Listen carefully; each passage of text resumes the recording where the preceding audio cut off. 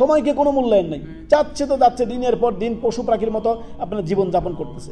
আল্লাহু আকবার।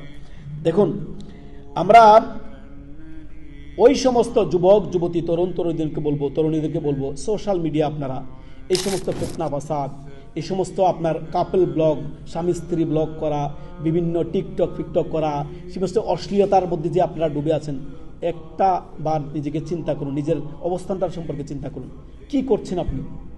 এই যে আপনি স্ত্রীর ছবি নিয়ে, স্ত্রীকে নিয়ে আপনারা ব্লগ করতেছেন, আল্লাহকে একটু ভয় হয় না যে এই স্ত্রী সম্পর্কে আল্লাহ তাআলা, এটা আপনার সম্পদ, আল্লাহ তাআলা আপনাকে এই সম্পদ দিয়েছেন, এই সম্পদের জিজ্ঞাসা আল্লাহ আপনাকে